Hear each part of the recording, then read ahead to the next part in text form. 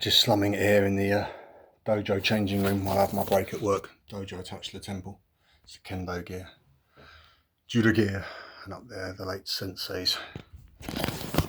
Just did a bit of training in the dojo.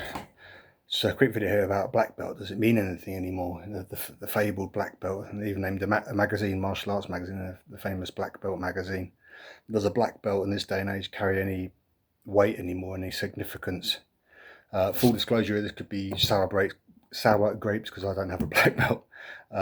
Closest I got was a black belt test for judo here in Japan about 2006, 16 years ago. I did a mock test, which is actually, for reasons I'll come to in a minute, and not to big it up, but it was arguably a lot harder than the actual test itself would have been. It was here in this dojo, and Sensei Nakamura Sensei, the late Nakamura Sensei, he brought in a fourth Dan who just demolished me for 2 hours. And fourth Dan, and in my mind I called him the monkey man. He was just misshapen and simian. I don't wish to be rude, but he looked like a big ape basically. And because of that, I bust my leg. I got like blood poisoning in one leg, and I had to go to hospital. And so I missed the actual test, which would have been the next week. Because here in Japan, in judo, black belt here, it kind of means you know a few moves, what do they say, instinctively. They're in your muscle memory. The actual waza, the techniques you had to learn, weren't a lot, and I think you had to win 3 out of 5 fights or whatever you could match. You know, some of the match with someone else, you had to win 3 out of 5 of those.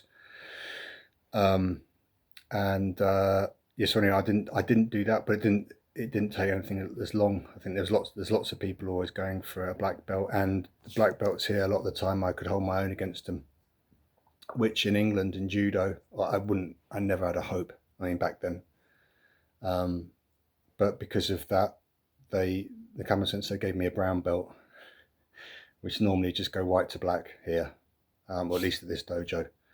This is for judo. There's no colours, or green and blue or bright purple or pink or whatever. You just go white to black. But he was like, have a brown belt because you tried really hard in that mock test, and I'm sorry about your leg. But anyway, this is about my personal, in my humble opinion, black belt. I think there's certain martial arts, judo is one, definitely Brazilian jiu-jitsu in the other, where a black belt still carries some weight. This is especially in the West, because I just said here, it seems to be a lot easier to get a black belt, at least in Nagasaki. I don't know about the whole of Japan. It seems to be easier to get a black belt than it would be in the West. In the clubs I've been to in England for like jiu-jitsu and judo, if you get a black belt, it really shows something. I really do believe that. And something like Brazilian jiu-jitsu, I think it's 10 years in a proper Brazilian jiu-jitsu club it takes. I don't have the big Brazilian jiu-jitsu. I don't have the fawning complete adoration of it. I've got reservations about the Gracie family. That's a different matter, but I don't know. Anyway, but I think it's a definite, really legit grappling art, and whoever has a black belt in it has definitely earned it. So still in those, something like judo and Brazilian jiu-jitsu, it definitely carries weight. Striking arts, something like taekwondo and karate, I think, to be blunt, I think it's just gone down the toilet in a lot of dojos. I looked at a dojo I used to go to, which has great teachers, and if you saw it online now, you'd think it was a McDojo, just a line of, I doubt they're even 12, have black belts, and the black belt and where they've tied it is hanging down really long. It's not even, the black belts aren't even tied properly. But I think this McDojo thing, a lot of dojos, they struggle to, they've got to pay bills, they've got to pay the teachers. Yeah, they've got to find money to keep going. So, and what people would have expected to do 30, 40 years ago, saying karate, when if you got a black belt, you definitely earned it, and you could be fully expected to break bricks and all the rest of it, and use the makiwara, the punching posts, etc. These days, it's kind of more sports orientated, and there's a lot of kata, the preset moves. It's more like that to get the belts than sort of hard conditioning, the sort of things where you expect to see lumps and bumps appear in your bones and your hands and all that sort of thing, and you really will get demolished to get your black belt.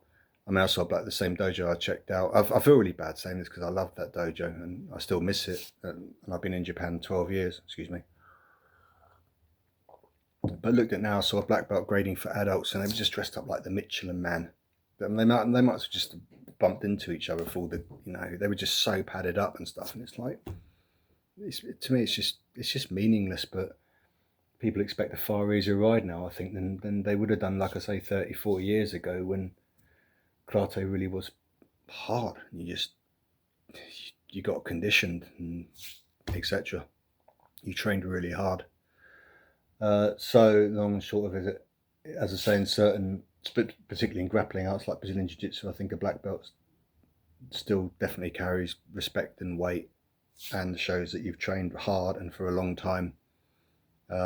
Whereas something like in most like karate, it's just sports orientated, and the black belt kind of just means lots of kata and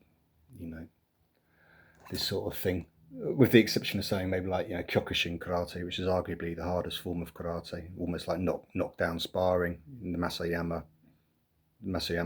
began Kyokushin karate, which is one I aspire to do. But I think it's just this day and age, it's be lots softer, and there's health and safety issues that there wouldn't have been I keep on going back 40 years ago, because I think of when I was doing it and the older guys then, so they were coming up in the 70s, and I've seen videos of them training in the 70s, and on any high street dojo these days, it'd just be a no-no. It'd be a health and safety issue. They'd be just getting splattered. But that's how you, arguably, that's how you get conditioned and you get tougher or whatever. But some today says I've got a black belt in karate. It just reminds you of that song that said, her name is Sharina, she's a black belt in karate. What's that song a few years back? She's got to be strong to fight them, so she's taking lots of vitamins.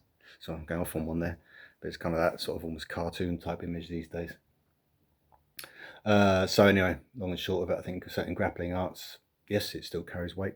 Like if you got a black belt through, I've always said Brazilian Jiu-Jitsu, but like the Buddha Kwai, the proper judo club in London, that would obviously, there'd be no question that you knew what you were doing. And most judo clubs, I think, in the West, a black belt still is, you know your stuff. But in other, like karate, taekwondo and stuff, a lot of the time it carries no weight, especially not when they're giving out to children. And in my very humble opinion, that should not happen. Black belts should not be given to children, anyone below the age of 16. Really, I believe that. Anyway, just some thoughts there on the black belt.